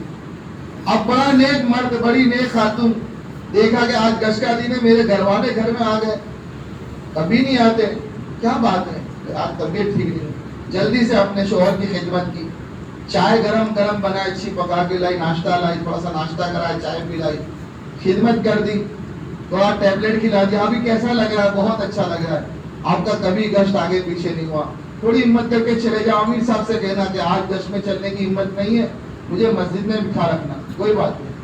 अपनी बीवी पर चले गए वो मस्जिद में, मस्जिद के अंदर अभी गश्त के आदाब हो रहे थे, पहुंच गए। अमीर साहब से कह दिया, अमीर साहब आज हिम्मत नहीं है कि आज मोहल्ले में गश्त के लिए जाऊं। तो आमिर साहब ने कहा ठीक है आप जिक्र दुआ में दुआ जिक्र बैठे, जिक्र दुआ में था, दुआ मांगते रहा अल्लाह का बंदा। थोड़ी देर के बाद जिक्र शुरू किया, जिक्र करते हुए आग लग गई, आग लगी तो अल्लाह के प्यारे नबी सल्लल्लाहु अलैहि वसल्लम की ज़ियारत, आप सल्लल्लाहु अलैहि वसल्लम की ज़ियारत हुई। आप सल्लल्लाहु अलैहि वसल्लम ने फरमाया सब खुलासा मफहूम है, अपनी बीवी को हमारा सलाम कहना, उसने तुझे तैयार करके हमारी मेहनत के लिए भेजा, उस अल्लाह की बंदी की कुर्बानी पे तू गश्त में आया है, उसको हमारा जाकर सलाम कह दे। ये काम क्या है मेरे भाइयों? अल्लाह के नबी सल्लल्लाहु अलैहि वसल्लम का सलाम आ रहा है, लेकिन हमने इस काम को नहीं पहचाना। गश्त के दिन हम चालाकी कर लेते, नियत करो इंशाअल्लाह मौत तक, अब आज के बाद कभी गश्त हमारा आगे पीछे नहीं होगा, पाबंदी से करेंगे इंशाअल्लाह, दूसरा गश्त भी करेंगे पाबंदी से। वो नौजवान अल्लाह के सामने रो रहा है, दुआ मांग रहा है कि आज के बाद तेरे दर को छोड़कर कहीं नहीं जाऊंगा। खैर नमाज का वक्त हो गया, नमाज के बाद हदीस का दर्स शुरू हुआ, कहने लगा भूख कितनी है हजरत, कुछ पढ़ा रहे समझ में नहीं आ रहा, लेकिन क्या करूं, मैंने अल्लाह से अहद व पैमान कर लिए, कुछ नहीं खाऊंगा, आराम तो नहीं खाऊंगा, मर सकता हूं लेकिन कभी जहन्नम के आग के टुकड़ों को बर्दाश्त नहीं कर सकता। जब हदीस का दर्स पूरा हुआ तो कमरे में जाने की हिम्मत नहीं थी, मस्जिद के कोने में बैठ गया, अल्लाह से बातें कर रहा था। थोड़ी देर के बाद में एक खातून मस्जिद के अंदर आई, अच्छी तरह चादर में लिपटी हुई है, हाथ के दस्ताने हैं, पैरों के मोजे हैं, आकर हजरत से थोड़ा दूर खड़ी रहकर वो कुछ कह रही थी, मुझे सुनाई नहीं दिया। हजरत मस्जिद में चारों तरफ देख रहे थे, हजरत की निगाह मेरे पे पड़ गई। मैं दिल ही दिल पे सोचने लगा कि शायद मेरी चोरी पकड़ा गई, या अल्लाह तो माफ कर दे और तू मेरी इज्जत बचा ले। हजरत ने कहा थोड़ी देर के बाद मुझे बुलाया, उस्ताद मोहतरम ने थोड़ी देर के बाद मुझे बुलाया और कहा बेटा तुमने निकाह कर लिया? कि नहीं मेरा निकाह नहीं हुआ। हजरत में गरीब आदमी, मेरे पास में एक वक्त का खाने का नहीं, रोटी नहीं, ऐसे निकाह कौन करेगा? हजरत ने कहा कि देख बेटा, इस मोहल्ले की ये शरीफ खातून है, इसका शौहर इंतकाल फरमा गया, इसकी इद्दत पूरी हो गई, ये बड़ी शरीफा है, नेक है, अल्लाह से डरने वाली है, इसके शौहर ने मकान छोड़ा है, कुछ पैसे भी छोड़े हैं, मैं चाहता हूँ बेटा तू इससे निकाह कर। हजरत मेरे पास मेहर के पैसे भी नहीं है, कहा कि तेरा मेहर मैं अदा करूंगा, इस बच्ची से निकाह कर ले। उससे कहा कि बेटा ये हमारा तालिब इल्म है, बड़ा नेक है, बेटा मेरी राय तो इससे निकाह कर ले, अल्लाह तेरे ईमान की हिफाजत कर ले। तो उसे बुलाया और फिर उस बच्ची से कहा कि तुम्हारे चचा कहाँ है? कि बोले मस्जिद के बाहर, का बुला लो। उस बच्ची के हकीकी चचा थे, उनको वकील बनाया। हजरत ने खुद निकाह के लिए मोहल्ले से 2 गवाह बुलाया, अपने पास से मेहर अदा की और उसका निकाह पढ़ा दिया। और बच्चे से कहा कि जाओ आज से तुम्हारा निकाह हो गया, ये तुम्हारी बीवी है, इनके घर पे जाकर वहीं से आप हदीस का दर्स लेने के लिए। वो कहने लगा एक वक्त का खाना नहीं था, अल्लाह ने बीवी दी, مکان دیا. اللہ کی کیا شان ہے, کبھی آسمان کو دیکھتا, کبھی آنکھوں میں آنسو ہوتے.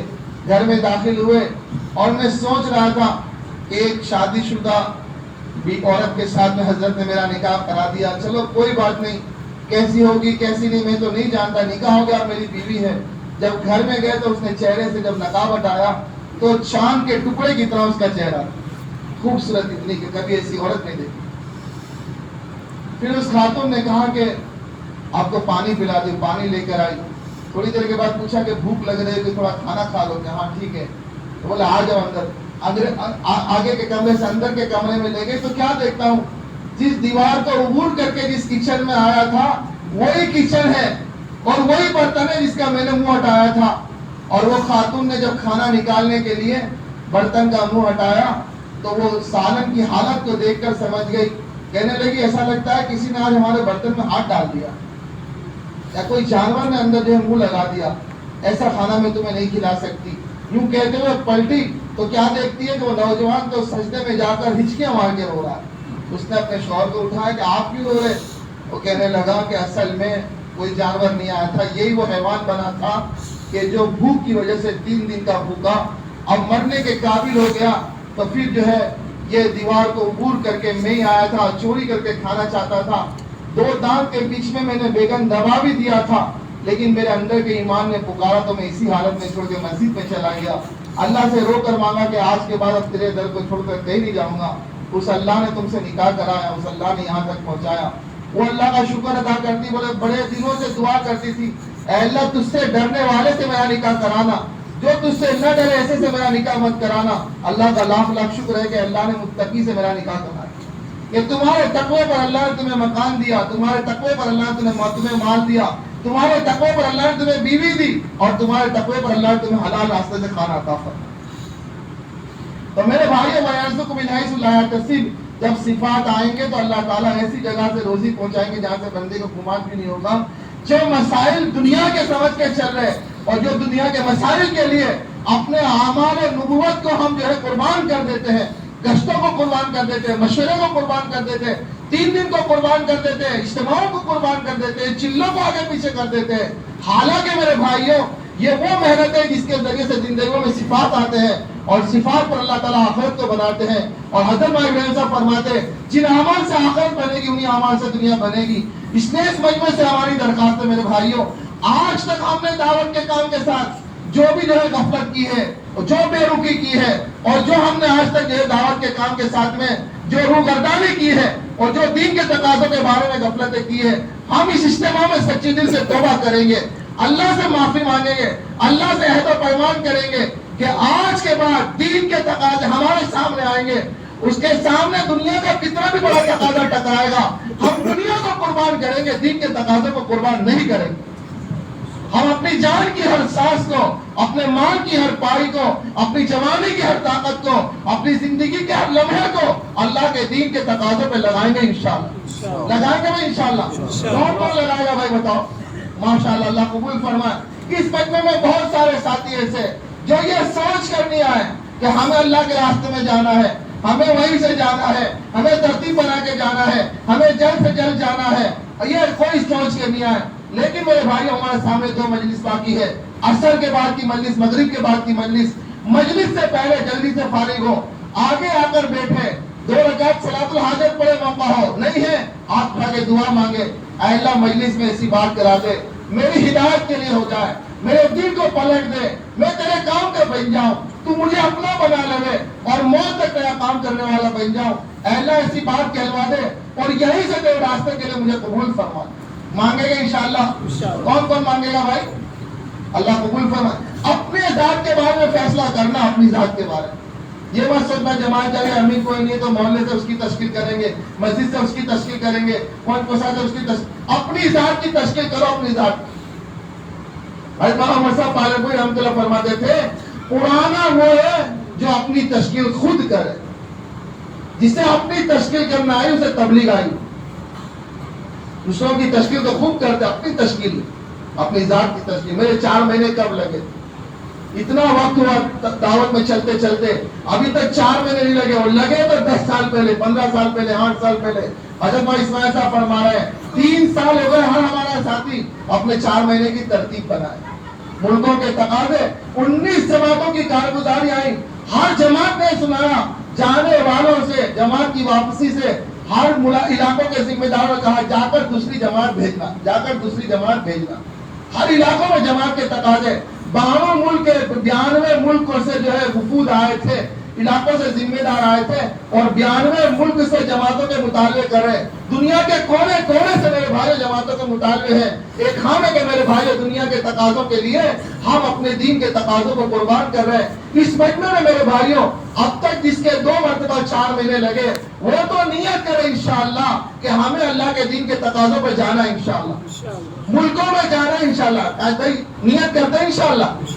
آپ کو ایک بات کہہ کے بات ختم کر دوں، ایک جماعت ایک علاقے میں کام کر رہی، 2 سال بیماریوں کی وجہ سے اس ملک میں جماعتیں نہیں گئی، جماعت نے آگے کارگزاری سنائی، 2 سال کی غفلت کی وجہ سے 100% ایمان والوں کا ملک، غیروں نے ایسے حالت میں محنت کی اور غربت کی وجہ سے باطلی تنظیموں نے ایمان والوں کے ایمان کو ایسے لوٹا کہ 100 میں سے 20% مرتد ہو گئے۔ 2 سال پہلے 100% مسلمان تھے، اب 80% مسلمان ہیں، صرف 2 سال کی غفلت پر۔ اندازہ لگاؤ میرے بھائیوں، اگر تھوڑا اور آگے پیچھے ہو گئے تو ان ملکوں کے ایمان والوں کا ایمان کہاں چلا جائے گا۔ اس لیے اس مجمع میں جس کے 2 مرتبہ 4 مہینے لگے وہ نیت کرے انشاءاللہ مشورے سے جانا ہے، جس کے ایک بار 4 مہینے لگے وہ نیت کرے کہ جلد سے جلد دوسری بار 4 مہینے لگانا ہے۔ اسی جو ہے اجتماع میں اپنی ترتیب بنانی ہے، اپنے بڑوں سے مشورہ کر کے جلد سے جلد جماعتیں 4 مہینے کی بنانی ہے، اپنے ساتھ محلے کی، گاؤں کی، مسجد کی جماعتیں بنا کے لے کے چلنا ہے۔ اور جس کے اب تک نہیں لگے اب وہ انتظار نہیں کرے میرے بھائیوں آسانی کا، پتہ نہیں کون سا فتنہ آئے گا، کون سی بیماری آئے گی۔ اللہ نے بڑی بڑی بیماریوں سے بچایا، ہمارے ساتھ میں چلنے والے قبروں کے حوالے ہو گئے، اللہ نے ہمیں موقع عطا فرمایا، ایک نئی زندگی اللہ نے عطا فرمائی ہے۔ اس زندگی کو غنیمت سمجھ کر جلد سے جلد ہم اس سال کے ختم ہونے سے پہلے بقرعید کے بعد فوراً اپنی ترتیب بنائیں، ہمیں 4 مہینے کے لیے جانا ہے انشاءاللہ، جائیں گے وہ انشاءاللہ۔ کون کہتا ہے انشاءاللہ ہم 4 مہینے کی ترتیب بنائیں گے؟ ماشاءاللہ۔ ذرا کھڑے ہو جاؤ، آپ کے نام نہیں لکھتے لیکن ذرا کھڑے ہو جاؤ۔ ہمارے بھائی اسماعیل صاحب نے مشورے کے اندر کہا ہاتھ اٹھانا سیاست لوگوں کا کام ہے، سیاسی لوگوں کا، اور کھڑے ہونا یہ صحابہ کی سنت ہے۔ کھڑے ہو جاؤ، اللہ تعالیٰ فرشتوں کے ذریعے سے آپ کی فہرست بنا دیں گے۔ ذرا کھڑے ہو جاؤ، ماشاءاللہ، اللہ قبول فرمائے، اللہ قبول فرمائے۔ جس کے لگے ہیں وہ بھی کھڑے ہو جاؤ، جس کے نہیں لگے اور نیت ہے وہ بھی کھڑے ہو جاؤ، ذرا کھڑے ہو جاؤ۔ 2 مرتبہ والے بھی کھڑے ہو جاؤ، 1 مرتبہ والے بھی کھڑے ہو جاؤ، بغیر لگائے بھی کھڑے ہو جاؤ، جس کے نہیں لگے وہ بھی کھڑے ہو جاؤ۔ اللہ آپ کو دیکھ لے، فرشتوں میں فہرست بن جاوے، اور اللہ جلد سے اپنے دین کی محنتوں کے لیے قبول فرمائے۔ ماشاءاللہ ماشاءاللہ، اللہ جان میں برکت دے، اللہ مال میں برکت دے، اللہ زندگیوں میں برکت دے، اللہ ایمان میں برکت دے، اللہ اعمالوں میں برکت دے، اللہ عزتوں میں برکت دے، اللہ فرمائے، اللہ اپنے دین کے تقاضوں کے لیے ملکوں کے لیے فرمائے، ملکوں کے لیے قبول فرمائے، اللہ قبولیت کی مہر لگا دے، موت پر ایمان دے دے، صحابہ کے ساتھ حشر فرما دے، جنت الفردوس میں اعلیٰ مقام عطا فرمائے۔ یہ بیٹھا ہوا بہت سارے کے دل میں آ رہی، مت گھبراؤ، کھڑے ہو جاؤ، کھڑے ہو جاؤ۔ قبولیت کا وقت ہے، پتہ نہیں کون سی گھڑی قبولیت کی ہوگی، اللہ کے یہاں سے قبول ہو جائیں گے میرے بھائیوں۔ ہم نہیں کہتے آپ کی کل دعا سے چلے جانا، بس ہمیں ترتیب بنانا ہے۔ 2 مجلس سے باقی آپس میں مذاکرہ کرو، گھر پہ فون کرو، مشورہ کرو، اپنے ساتھیوں سے مشورہ کرو، اپنے گاؤں والوں سے مشورہ کرو، میرے جی میں آ رہا ہے اللہ کے راستے میں جانا ہے، میرا یہ مسئلہ ہے، میرا یہ مسئلہ ہے، اپنے ساتھیوں سے مشورہ کرو۔ ہمارے ساتھی ہمیں آپ کو جو ہے آپ کے حالات کا حل بتائیں گے، نکلنے کی سبیل سمجھائیں گے، نکلنے کا طریقہ بتائیں گے۔ یہ ارادہ ہوا ہے میرے بھائیوں، صلاۃ الحاجت پڑھ کے اللہ سے مانگو، تھوڑا سا صدقہ دے دو اللہ کے راستے میں، اور پھر جو ہے میرے بھائیوں اپنے ساتھیوں سے مشورہ کرو، اور اپنی گاؤں کی مسجد کی پوری جماعت بنانے کی کوشش کرو، کریں گے انشاءاللہ۔ اللہ تعالیٰ جزاکم اللہ خیر، اللہ عمل کی توفیق عطا فرمائے۔ عصر کے بعد بھی مجلس ہوگی، اور مغرب کے بعد بھی ہماری اجتماع کی آخری مجلس، اور انشاءاللہ بڑے نفع کی بات ہوگی۔ موقع ہمیں بہت اللہ تعالیٰ نے غنیمت کا عطا فرمایا ہے، عالمی تقاضے پر استعمال ہونے والے ہمارے بڑے اس وقت میں انشاءاللہ امید ہمارے درمیان تک پہنچ جائیں گے۔ پچھلے بھائیوں سے درخواست ہے کہ بھئی دیکھو اپنے اوقات کی حفاظت کرنا، اپنی ضروریات سے جلد سے فارغ ہو جائے، اعمال میں لگے، اور جو ہے اذان سے پہلے ہم جو ہے صفوں میں بیٹھ جائیں، عصر کے بعد کی مجلس میں شریک ہو، مغرب کے بعد کی مجلس میں شریک ہو، اسی میں ارادے ہو اور کھڑے ہو کے نام لکھا ہے، دعائیں مانگے اللہ سے، اسی میں دعا ہوگی، اور پھر جو ہے عشاء کی نماز اور کھانا ہوگا، اور پھر اسی میں ہمارا اجتماع پورا ہوگا۔ ہمارے ساتھی کو گزارش ہے کہ باقی مجلسوں میں فکروں کے ساتھ شریک ہونے کی کوشش کریں، اللہ عمل کی توفیق عطا